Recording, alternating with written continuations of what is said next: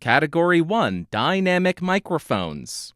First up, we are on one of the most affordable microphones out there, the Behringer XM8500. This goes for $20, and frankly, it performs way better than it has any right to, and this is an anomaly. I don't think this is standard for $20 microphones. This is a standout in this price point. Mic 1. Now we are on the Shure SV100. This goes for about $30, and in my opinion, this is much more in line with what you should be expecting at this price point. It's harsh, it's not necessarily good sounding, really bad handling noise, kind of resonant, just not a great sounding microphone. Now we're on a clone of a microphone that I'll be including later. This is the Pyle PD Mic 58. This costs around $40, and I will be quiet. There is a tremendous amount of noise generated by this microphone plugged in. I'm guessing the impedance on this thing is sky high, and that leads to the preamp performing worse and introducing a lot more noise. This is what you get for $40.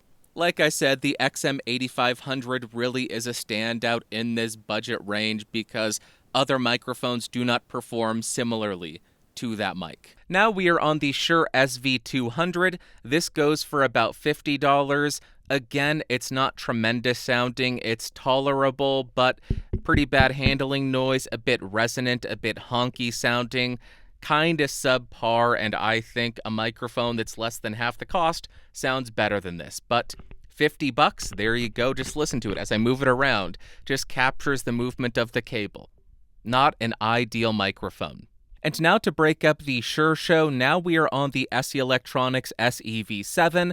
This is a $100 microphone, so we have doubled in price from the SV200, and the sound quality, in my opinion, is more than 2 times better than the SV200. So you're paying twice as much, but you're getting a bit better sound. Okay, that's the first $100 microphone. Let's get back to the Shure show. Say that 5 times fast. It's really hard. It's really hard to say that. Now we're on probably the most popular instrument microphone of all time, the Shure SM57. This also costs $100, and if you run a studio, you're going to have 1, 5, or 1,000 of these. That's the $100 instrument microphone, the SM57. And now for the vocal version of that microphone, we are on the Shure SM58, which also costs around $100, and everybody has heard this microphone. If you've listened to a podcast, if you've gone to a show, this is one of the most common dynamic microphones, if not the most common dynamic microphone, or maybe most common microphone. I don't know. But there you go, $100 microphone, probably the most popular microphone of all time. Now we have increased in price by 20%. We are on the Sennheiser E835, a much brighter, much more detailed, much more articulate sounding microphone. Some might classify it as condenser-like because it does have so much more detail. That is thanks to a very big treble boost. Oh, by the way, if you don't know what a 20% increase would have been, we are at $120. There you go, $120 microphone, and this is how it sounds. Now we are jumping way up. Now we have jumped up to $300. This is the Beyerdynamic M201TG, which is another instrument microphone, but as you can hear, I think it works outstanding on vocals. The thing that I really like about this one is it is a much more balanced sound, and it does have some nice extension into the treble and air without sounding overboosted and without sounding harsh or unnatural. There you go, that's what a $300 dynamic microphone sounds like. Let's move on. Everyone knew that I was going to include this microphone. Now we are on the Shure SM7B. This costs around $400. I have it in neutral mode, and yeah, this is quite a bit more expensive than the $20 XM8500. The reason I like this microphone is it's very smooth and it's very easy to listen to. However, I do know that a lot of people dislike this microphone because they think it's just a little bit too dark, a little bit too dull, and it comes across a little bit too low detail. But there you go, $400 dynamic microphone.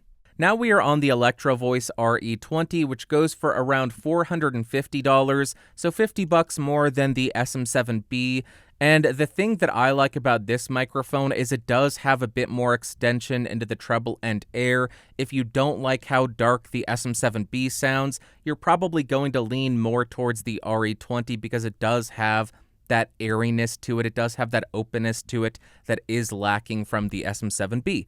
But there you go, $450 for a dynamic. This is what it's getting you. And to close out the dynamic section with a bang, now we are on the Sennheiser MD441U, high pass filter in the first selection, and the high shelf is engaged. This goes for $1,000. This is a microphone that is 50 times more expensive than the Behringer XM8500. That's really all that I need to say. $1,000 dynamic microphone, and here's how it sounds. I think those are all the samples you need. Now let's jump to my summary or conclusion of the dynamic microphone section. Category B, condenser microphones. First up, we are on the Neewer NW700. This goes for between $20 and $30. It's an extremely popular budget microphone, but it doesn't sound amazing, and one of the big drawbacks, rings like a bell, very resonant and not well built. $20 to $30, this is what you're getting, and reasonable for the price, but not going to be amazing for anyone. Next, we are on the Audio-Technica AT2020. This goes for around $100, and it is another extremely popular home studio microphone.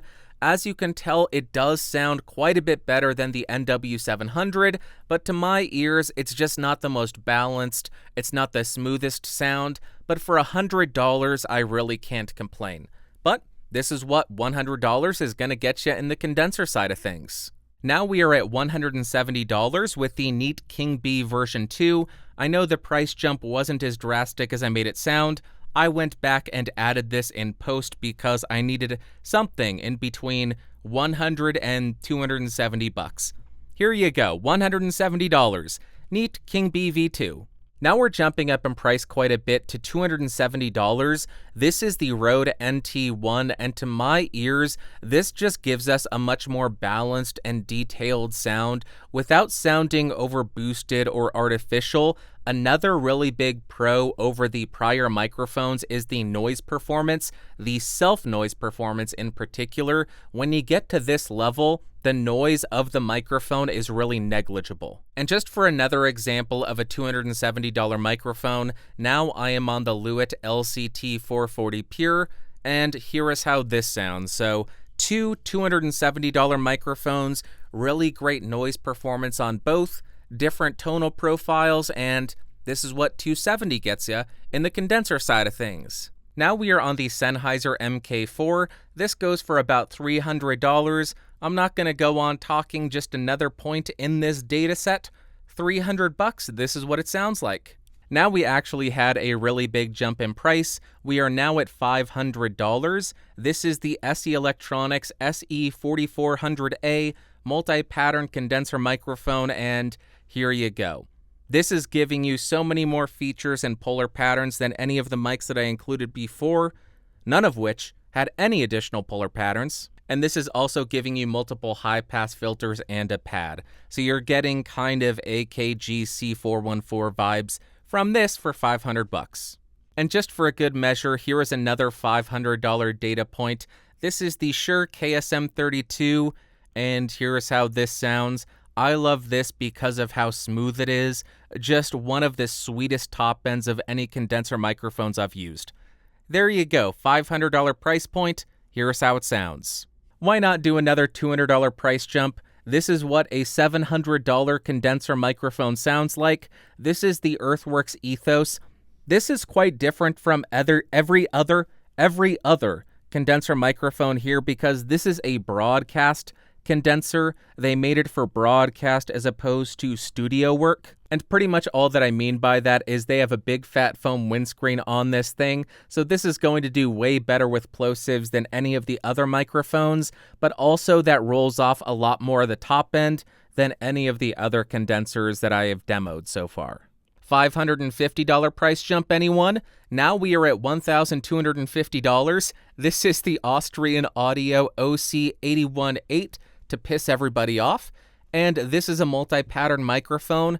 The thing that I love about this is all the features, but it gives you all that detail while maintaining a very smooth top end, which is pretty rare. You're just getting a more refined sound and a bit of new technology. It does allow for dual capsule output, which you can control with a plugin in your DAW in post, or you can plug in a Bluetooth receiver and control the microphone from your phone. So you are getting additional technology for that price jump. And why not essentially triple the price of the prior microphone? Now we are on the Neumann, hello Neumann, U87AI. This goes for about $3,700, and this is what it sounds like. It is undeniably a great sounding microphone that does your voice absolutely zero favors, but I also think that it's undeniable that part of that price tag comes from the badge that sits right there on the front. That name.